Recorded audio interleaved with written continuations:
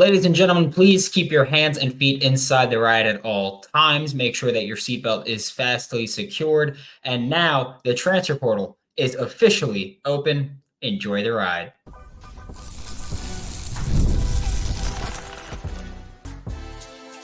You are Locked On Gators, your daily podcast on the Florida Gators. Part of the Locked On Podcast Network, your team every day. Hello and welcome back to another episode of Locked On Gators, part of the Locked On Podcast Network, your team every day. Thanks for making Locked On Gators your first listen of the day every day. We are available daily and free wherever you listen to the podcast and on YouTube. I'm just going to be completely honest with you. I kind of miss the old intro song. I used to sea walk every time that I went through. I would sea walk. That's what we're doing. Happy Tuesday. Happy first day of the transfer portal. I'm Brandon Olsen. Today's episode of Locked On Gators is brought to you by FanDuel. Make every moment more. Right now, new customers get $150 in bonus bets guaranteed. It's $150, win or lose. Visit FanDuel.com/LockedOn to get started. And with the transfer portal officially opening today, it's important to acknowledge a couple of things before we even talk about where Florida might target, which we will talk about today. But first off, and I don't like throwing names for guys that could or should leave, just because it's messy. I don't want people to think that I'm saying this person is not Florida Gators quality and should go. But I do think that there are some people where it's like, all right, well, maybe it's just not working out here. But again, I don't like to throw names for the most part, so I'm not going to. But as it presently stands, or as it stands at the time of recording this very late on Monday night, the Florida Gators have 86 scholarships right now. You're allowed to have 85. So at the absolute very least, the bare minimum, one guy has to leave. At the absolute minimum, one guy is going to leave. I was told months ago that the Florida Gators are going to be very selective in the second portal window. Like, that was their plan from the jump, is we're going to be really selective. Added guys that we're pretty comfortable with in this first portal window. So the second window, we're going to be really selective. I personally am not expecting more than 3 or maybe 4 incoming transfers, which means that you would lose 4 or maybe 5 guys that are presently on scholarship. And also, I do think it's important to acknowledge that it's possible to lose a guy and not replace them externally. If you have walk-ons that you think deserve scholarships and you want to keep them here long-term, you can do that. Not saying that you have to do that, but Florida's seen some success with walk-ons becoming something. Jack Pyburn, Khalil Jackson are the two most notable. Taylor Spirito during the spring game had a good game. Florida's had success with walk-ons that they then put on scholarship and try to find some success there. So even then, you still need guys who want to leave or guys you can push out. And like I said, I don't like naming names, and I'm not going to name names here. I will say positions, like maybe at receiver, you lose a player or two. I will say, because the rumor on Twitter is Andy Jean is gone. He's gone. He's already packed. I'm not going to feed into that at all. It's now been 3 portal windows, because people said Andy Jean was going to leave before the season even started last year. And then it was after the season, he's gone. And then now he's gone. I'm not going to do this thing where every portal window we go, Andy Jean's gone, like it's the boogeyman here. I'm not going to do that, okay? It's just not how I'm going to operate, because it seems like a silly way to operate, to just go every portal window, he's coming. So I will say, I don't know if Andy Jean's leaving. I'm not going to feed into it. And if he does, frankly, I'm not going to be heartbroken about it. The best ability is availability, and plain and simple wasn't available for most of the spring. Redshirted last year, so I don't know why he would leave. Like he was cool with the red shirt. He could have left in the winter if he felt spurned by the red shirt, but he didn't. So he stayed and he missed most of the spring. I don't know why we're all of a sudden going, oh, he was cool with redshirting last year. He was hurt this spring. He's leaving. I don't get the logic behind that. And so I'm not going to say Andy Jean as one of the guys that I think will leave. I think he stays. There could be a receiver or two that leaves. It could have been also. There's a decent chance that someone who played well in the spring game, I'm not saying a receiver, but someone who played well in the spring game could leave. And they could go, hey, look at what I did in the spring game. Now I can come contribute for you because I don't think I'm going to be given an opportunity to contribute there. Could be a couple guys that do that. I feel like we see that a lot. At tight end, I will say Keon Zipper is the only person that I can see leaving. But again, hasn't played since 2022, was injured for 2023, is still not back from that, didn't play in the spring game. I wouldn't expect him to leave. It just doesn't make sense. Things like that just don't make sense to me. Okay. I could see an offensive lineman or two leaving, someone who felt that they got pushed down the board, got replaced by a younger player. Could be someone that's known since December that they were going to leave, or known since before December that they were going to leave. And they're just waiting to graduate to go, which would be right about now. I don't think you see linebackers leave. It's just a position where there's a good amount of youth, and there's a lot of guys that are very experienced and going to be off the roster soon just because of them leaving college. So I don't think we see any linebackers leave in this portal. I don't think any edge guys do. And if they do, I doubt it's anybody that would really contribute. The edge played well during the spring game, but most of them played well during the spring game. So I don't really think that any of them have a reason to leave, and a couple of them just got here recently. I just don't see it. Maybe a depth defensive lineman. Again, maybe a guy who fell down the chart there. Feels like he's not going to play much this year or next year.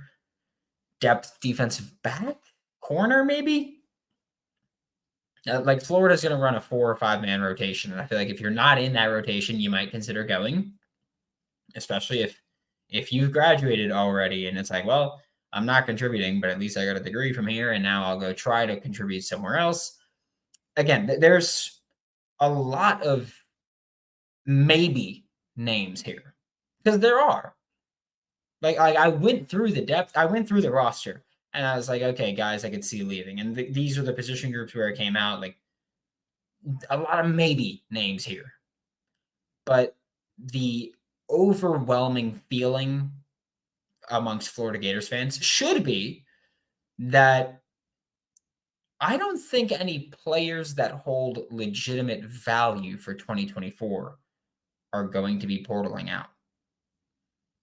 It's just like there are so few players at this point in the game where if they left, I'd say we don't have someone to replace them. And it's those guys that I think are the bona fide starters. There's not a ton of depth that I'm tied to here. Like there are very few depth pieces that I think if they leave, I'm going to view as heartbreaking in terms of finding success as a program. It's like the only one there would be DJ Lagway, and he ain't going anywhere. So there's no one that really scares me depth-wise. I do think Florida, again, while they'll be selective, I do think they have a couple of positions that they're going to target. We'll talk about those in just a second. But first, quick word from a couple of sponsors. Today's episode of Locked On Gators is brought to you by FanDuel Sportsbook. It's playoff time in the NBA, or play-in time in the NBA. NHL regular season's wrapping up. Baseball's in full swing. Today is Dinger Tuesday, baby. Dinger Tuesday, best promo in all of sportsbooks on the best sportsbook, FanDuel, right? Dinger Tuesdays, you bet $25 on a player to hit a home run. If he doesn't hit a home run, or if he does hit a home run, you get the cash, the bet cash. If he doesn't, you get $5 back for every home run hit in that game to make your money back. Awesome promo, right? Right now, new customers get $150 in bonus bets guaranteed. Regardless, it's $150 win or lose. So what are you waiting for? Visit FanDuel.com/lockedon and make your first bet an automatic win. FanDuel is America's #1 Sportsbook. Today's episode of Locked On Gators is also brought to you by Monopoly Go, and we've all been there, either as a player or as a fan. It's halftime, scoreboard's not looking good. Hurts, right? You're feeling low, not sure you or your team can pull out a win. That's when you dig deep, lift your head up, and say to yourself, time to get back in the game, pull off some bank heists, and take as much of my friend's money as I possibly can. Yeah, that's what you say. With the smash hit mobile game Monopoly Go, it lets you compete with your friends to get the most riches and the biggest empire. More money, more problems, not in Monopoly Go. You want more of it. It's Monopoly on your phone anytime with tons of new twists. You got leaderboards to compare your progress with your buddies. There's a ton that you can do. There's dynamic Monopoly boards. You can even work with your friends to crack open community chests. Get it? Community. And in tournaments to get extra rewards and climb the leaderboard. So get back out there, put on your game face, take a deep breath if you need to, and download Monopoly Go now free on the App Store or on Google Play. Thanks for making Locked On Gators your first listen of the day every day. We are available daily and free wherever you listen to podcasts and on YouTube. And the first position that I do think the Florida Gators are going to target in the transfer portal, which, by the way, we're going to be on, if you're a Locked On Gators insider, go to joinsubtext.com/LockedOnGators if you're not, and join. And we'll be talking about the transfer portal. We'll be monitoring players and guys that I just think Florida should target, whether or not they will. Different conversation, but guys, I think they should target. And when we get confirmed who they are targeting, we'll take a look at them. We'll talk. We already had written scouting reports come out from the spring game. I still think that the Florida Gators will look at the interior offensive line in the transfer portal. Okay. Damian George at right guard for the starting offense, the blue team, in the spring game, he looked better at guard than he did at tackle. And he could continue to improve there once you get, more comfortable at the position. Because again, it's not a position he's ever played in game before. The spring game was the most real game he's ever played at guard. Okay? Just want to say, it's not like it's something that he's natural for. However, because I know that people love to say that. However, for Damian George, I still don't think he looked great. We were told, and by that I mean I was told and I relayed to you, and other Florida Gators reporters have reported that Damian George is still struggling a bit at guard. Okay? And you guys wanted to rip my head off for that for whatever reason. I don't care. Go ahead. I will say this. If the referees of the orange and blue game were calling this game like an actual regular season SEC football game, we would have seen quite a few flags thrown on the offensive line in general. We had, I think, 2 false starts. I remember one was on Fletcher Westfall. We had a few plays where I was in a Twitter space yesterday, and I was saying, like, there were a few plays where I think Fletcher Westfall would have been called for a hold if they were really calling that. Same for Damian George at guard. Like, Fletcher Westfall is a true freshman playing in there. If he's going to get holding calls, he's going to get holding calls. Like, we expect Messi from a true freshman. Damian George is very experienced and expected to start. And again, we would have seen, I think, a good deal of holding calls on Damian George if the referees were calling this legitimately. Not a good thing to have mid-April, right? You could fix it going into the portal. I will also say this, because I don't want to seem like I'm just bashing Damian George. Najee Harris also had a rough-ish showing as well. Wasn't amazing, wasn't awful, but he had a couple miscues that I wasn't a fan of. Damian George looked decent run blocking. I'll say that. However, when you have the current makeup of the roster, they're going to try to throw the ball. Like, they're always going to try to run the ball. That's always going to be a thing under Billy Napier. But Russ Callaway is co-OC. You've got Graham Mertz. You've got Eugene Wilson III is the most dynamic of dynamic players around right now. You've got players at multiple receiver spots, inside, outside. You've got tight ends like Arliss Boardingham, Hayden Hansen there. You've got your running backs that can be pass catchers out of the backfield now. They're going to try to throw the football. And also, call a spade a spade. It's 2024. They're going to try to throw the football. And that specifically is where Damian George struggled. Again, I think as a run blocker, he did a decent job.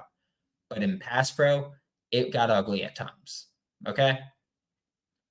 Pretty ugly times. I remember there was one play where it was Tyreek Sapp just ripped through Damian George's pass pro. And again, if the refs were calling this like a legitimate game, like a legitimate regular season game, we'd have probably seen a couple of flags thrown. Because you can't be blocking like this. That's not how, like, you can't have your arms completely outstretched to your right and think you're not going to get a call when your arm is across their entire chest like that. That's not going to get you a good call, right? Or that's going to get you a call.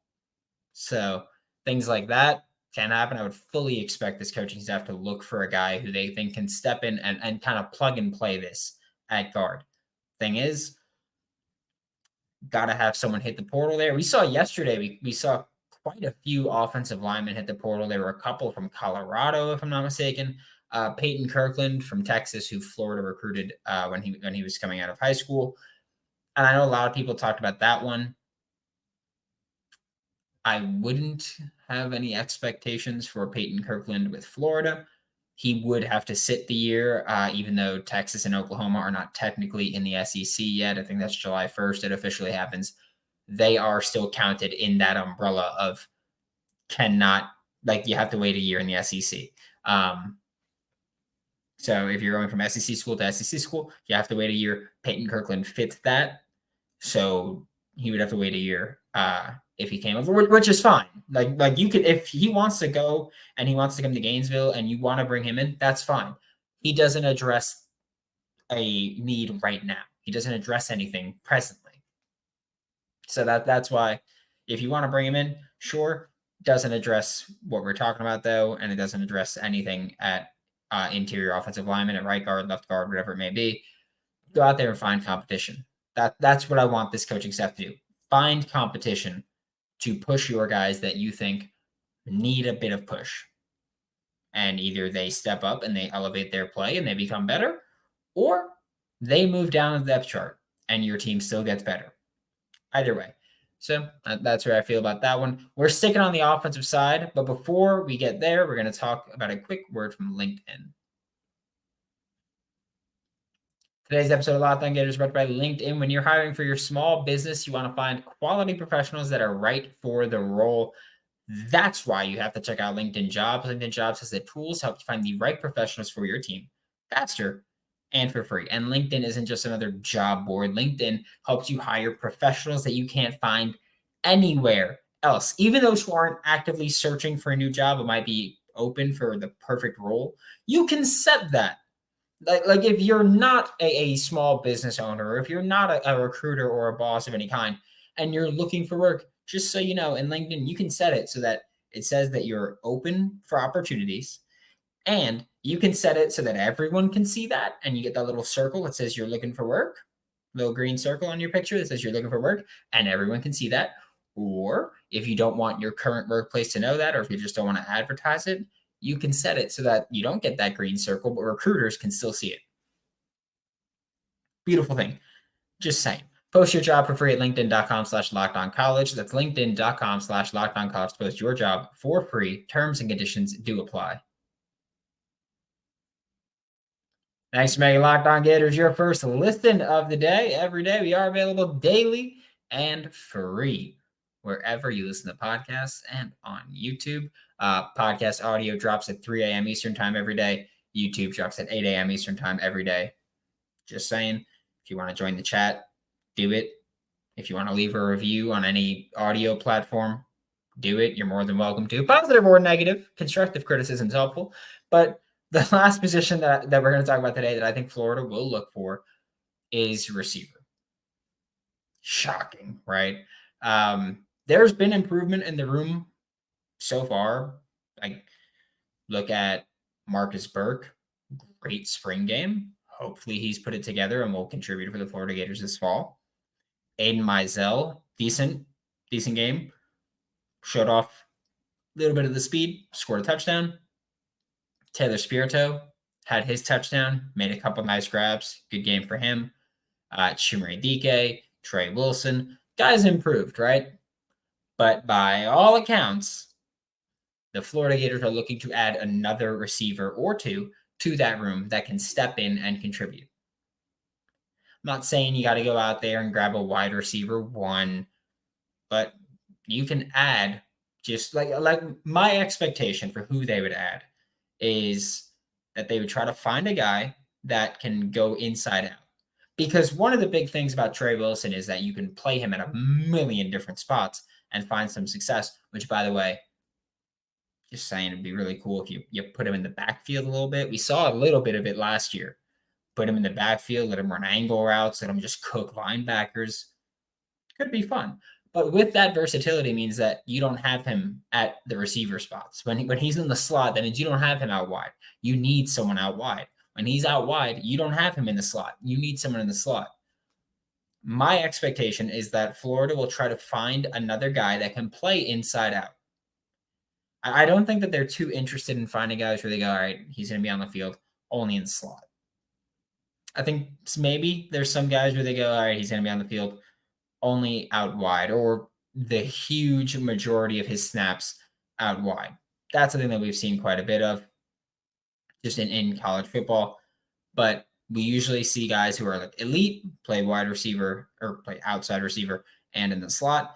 And we've seen guys at Florida where they play a lot of their snaps out wide. We saw that from Caleb Douglas last year, Marcus Burke last year. Khalil Jackson played most of his snaps from the wide receiver spot, not in the slot.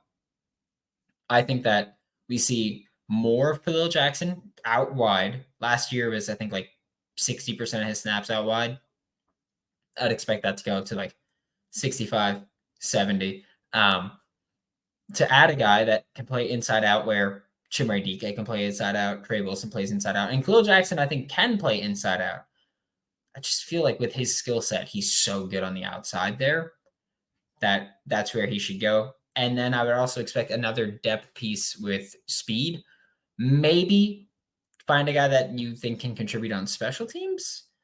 Because for Florida, during the spring game, there were quite a few guys that contributed on special teams. It was Aiden Mizell, Jaden Baugh, Trey Wilson, and Tank Hawkins at kick returner. And then I think we saw Trey Wilson, Chimere Dike, and Montreal Johnson at punt returner. Just to put that one out there, I'm not a huge fan of wide receiver one as your punt returner, except for in specific situations. Like Ricky did it last year, helped improve his draft stock, show some dynamic ability. Sure, totally get it. Trey Wilson doesn't need to show that, and he's not even draft eligible. Chimere Dike, I don't know how he's doing at punt returner. Montreal Johnson, I simply don't want as a punt returner there. I feel like that's just asking for fair catches, and I want someone that can turn the tide. Kick returner, Aiden Mizell looked pretty good. He almost broke one, but on kick return, they were doing like touch and you're down. And so that's what happened with that. So maybe they look for someone with some return ability, or even just if he's going to be playing as a gunner on punt, kickoff, whatever it may be, find a guy that can be a depth piece, has speed to do that. We've already seen a couple guys enter the portal that are legitimate contributors for their team. A receiver there was, I'm blanking on his name, but the hyphenate from Penn State. He hit the portal. I'm not saying Florida's going to target him, maybe, but he hit the portal. There's guys in there that we can see and that the Gators can maybe give looks to. But again, part of it is that you have to have the scholarships available. And Florida hasn't had those guys hit the portal yet. So it's going to be interesting to see how they handle that or what they go through as far as the process of telling guys, hey, man, you might want to look elsewhere, which they did during December. So it's certainly something they can do. But Yeah, that's just the reality of the situation is that managing a roster right now during the portal and high school recruiting is just a train wreck. Thanks for making Locked On Gators your first listen of the day every day. We are available daily and free wherever you listen to the podcast. We'll be back tomorrow talking more Florida Gators football. For Locked On Gators, I'm Brandon Olsen. Don't forget to follow me on Twitter at WNS_Brandon. Find all my written work with Giants, Country, and NFL 33, and I will see you all next time.